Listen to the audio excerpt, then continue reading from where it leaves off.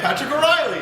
I'm Steve Byrne. And I'm Greg Riddell, and today we're going to show you how to make fresh pasta. So before we get started, what we want to do is just sanitize the workstation. Pat's just going to spray the sanitizer spray. At home you might not have proper spray like we do in the industry. That's okay, just use the mild soap and some warm water. Make sure you have a nice clean surface. So now we're nice and sanitized here, we're just going to gather our ingredients to make the dough. So the ingredients we're going to use today to make the fresh pasta are all-purpose flour, 7.5 cups. We have fresh cracked eggs, olive oil, kosher salt, and we also have some extra flour to add to the dough if it gets too wet.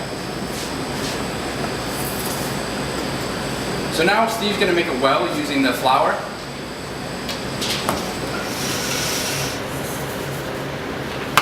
And basically what you want to do is just make a hole for the eggs to go in so you can incorporate them evenly into the dough.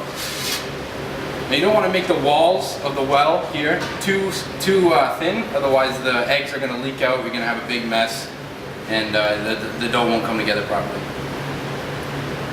Okay, so today we're using 40% whole eggs and 60% egg yolks. The reason we're doing that is because it'll have a little bit of a richer dough with the fat from the egg yolks, as opposed to using whole eggs. So Patrick's just going to demonstrate how to separate an egg there.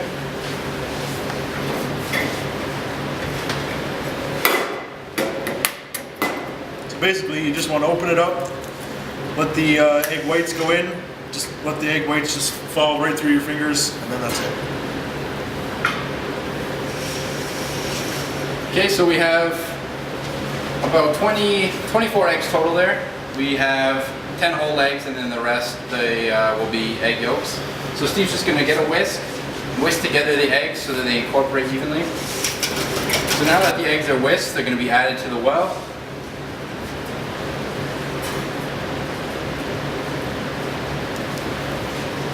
And slowly just incorporate the flour and mix it together evenly. Now this is great if you're doing a dinner party at home. It's really good to impress guests that you made fresh pasta. Also, compared to dry, it is more cost effective. It'll take you some time, but the end product will be better. And also, like I said, we're using 40% whole eggs, 60% egg yolks. It'll have a richer dough. You'll see it'll take on more of a yellow color from the yolks because of the fat content. It'll be softer. If you use more whole eggs, you'll have a harder dough. It'll be easier to work with, but it won't be as nice.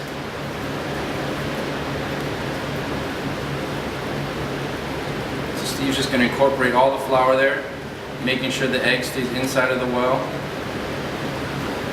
until the dough forms. So at this point, Steve's been kneading the dough for about 10 minutes now. All the egg and flour got incorporated. We didn't need any of the extra flour, but we did use it to dust the board while we're kneading it. So as you can see, we've got a nice smooth texture there.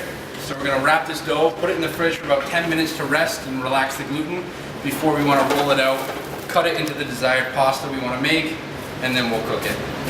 So the dough's been rested now for about 10 minutes, and what you want to do is just get a more manageable piece. So I've broken off a piece here with a bench scraper that's going to be able to go through the sheeter. Now if you're at home and you don't have a sheeter or a KitchenAid attachment, you can't just roll it out with a rolling pin, make a more rustic pasta.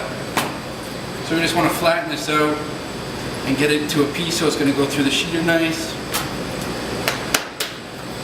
And we have 10 stages here. We're going to start at number 10, which is the thickest part, and then slowly work our way through the stages. Now if you have extra dough sitting out, you can either wrap it, put it back in the fridge, or just put a damp rag over top of it so that it doesn't dry out. Make sure we're nicely floured so it doesn't stick. Okay. Now again, square off the pasta. And we're just going to fold this in, flour so it doesn't stick. And once more, square off the end here, and then cut it about a half an inch, quarter of an inch thick. There.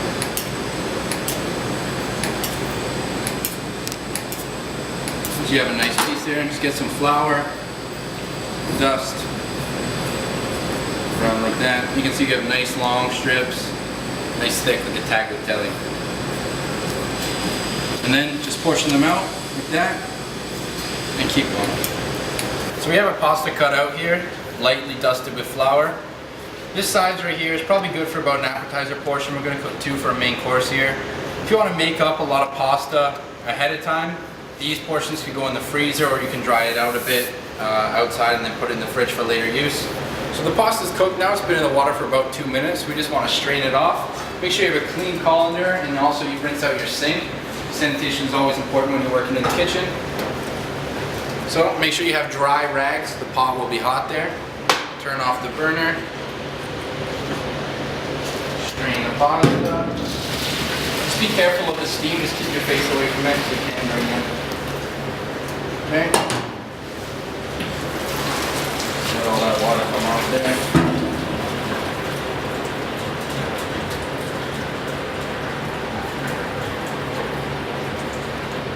Back on there. We'll bring it over.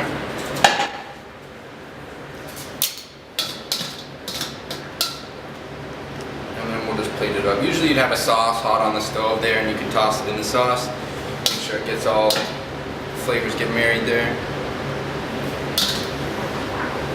But there you go. That's how you do fresh tagliatelle. Great for dinner parties or just home cooking on the weekends. Thank you for watching us. I hope you guys enjoy with our demonstration, and I hope you learned something useful. Have a lovely day. Sorry.